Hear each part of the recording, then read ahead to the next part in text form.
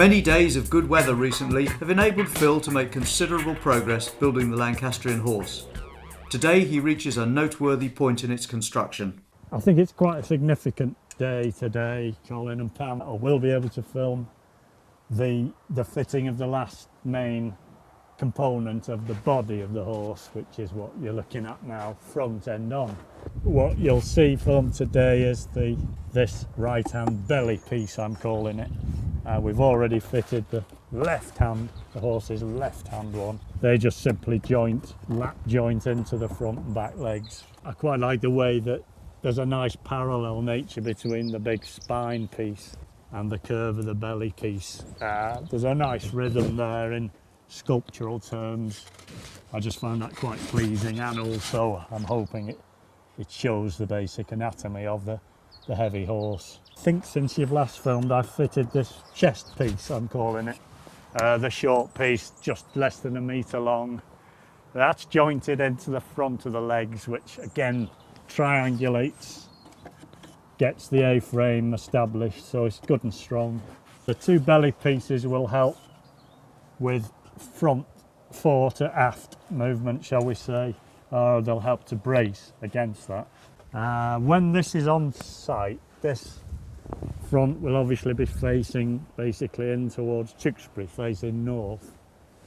So all the moss will gather on this side eventually.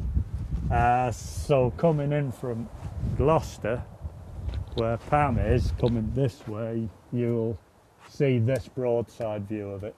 So I'm thinking of certain important aspects of each one, where I think it's important to get a good side view. Oh yeah, there'll be a little bit of shaping on the legs. I'd like to define the knuckles, ankles, whatever they're called. Colin, what's the word for knees and things on it? Knees on the front legs, hop on the hind legs. Knees, oh obviously knees, yeah.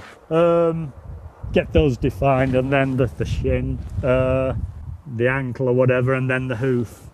Just to give it that slightly less straight up and down feel. Yeah, up on the top, the two leg ends that project above the spine, I've left those quite chunky. They'll actually get shaped down more.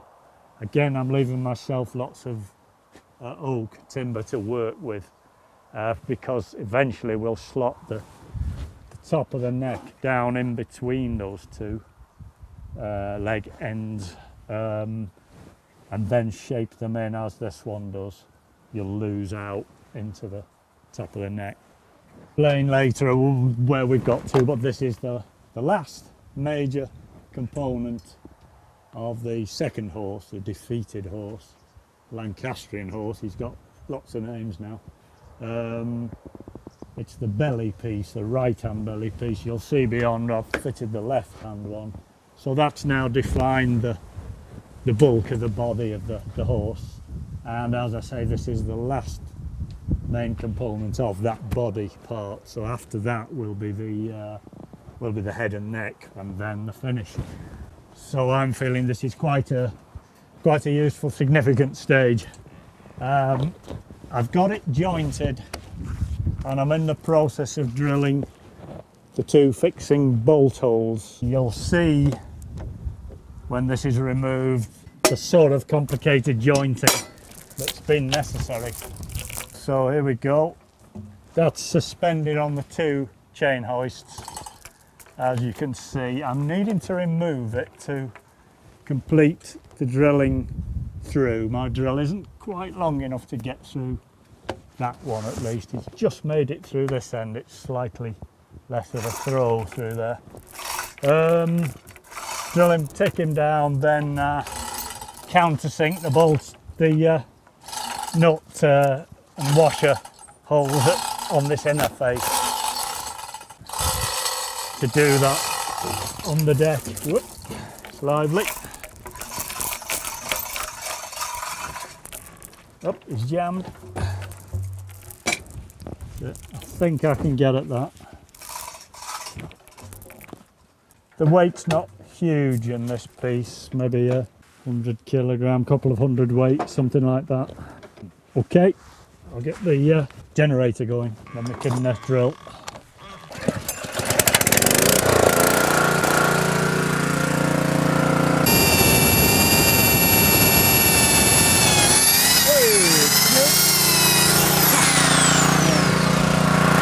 The other one's through already. I've got a new countersink bit, which I think I needed before. Much more efficient.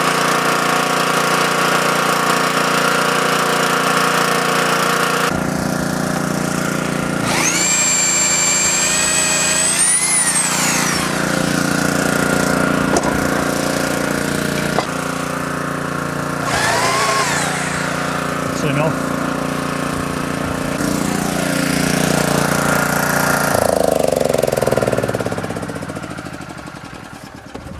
It's not a parallel beam, so everything's completely askew, one joint to the other. Basically, it's a lap joint.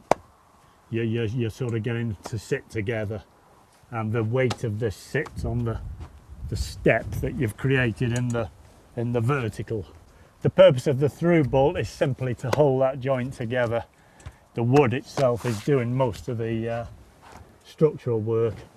So yeah, it's been fiddly. So I'll haul the belly piece back up, and we'll remake that joint and clamp them, make the through bolts.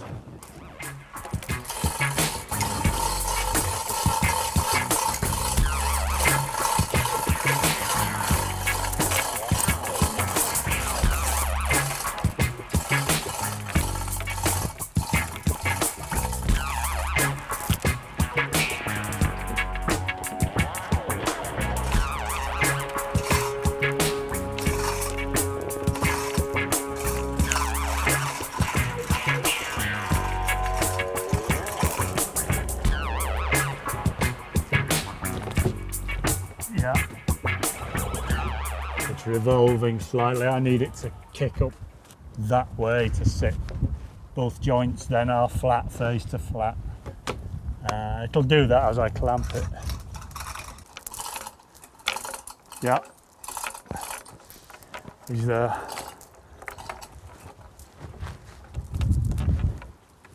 Looks comfy. Get the joint to hold together.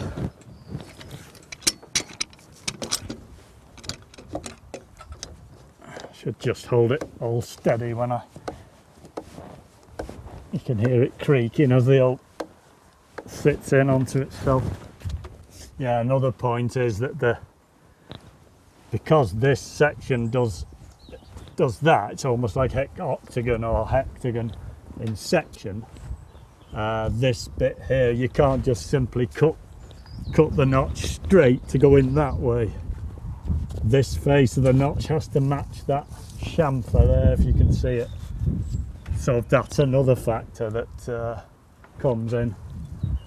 I'll just clamp the other side, then we go for bolts.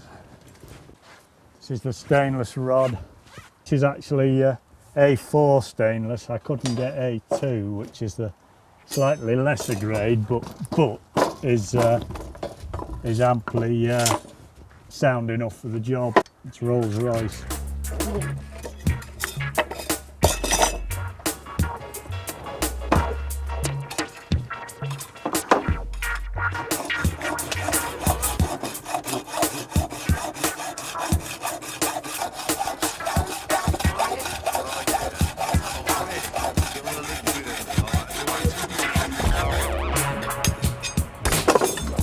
File off the burrs and snags.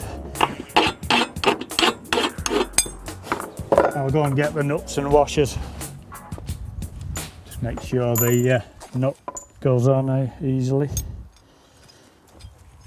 Okay, we can drop this one through the hole, just test that nut.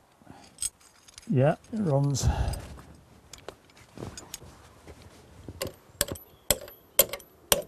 Seat the washer in, start the nut, finger tight.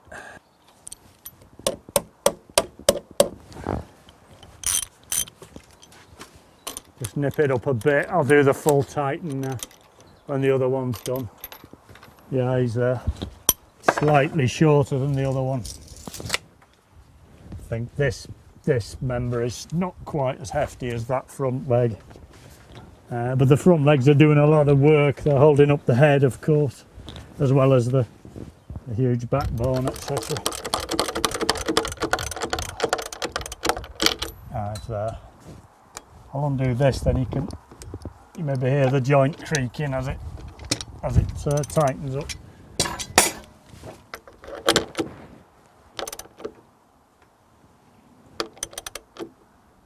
It must be fully home, the joint. Tighten the other side.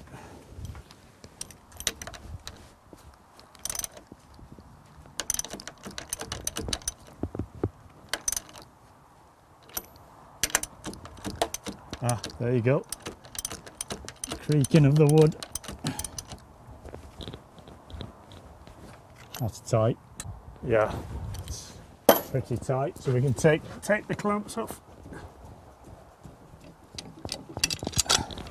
And the slings. Then the chain hoists have done their work now. Last big component of the body part. Hooray. Phil can now begin construction of the neck and head assembly. Please look again soon to see how Phil is progressing with this final piece of the second horse.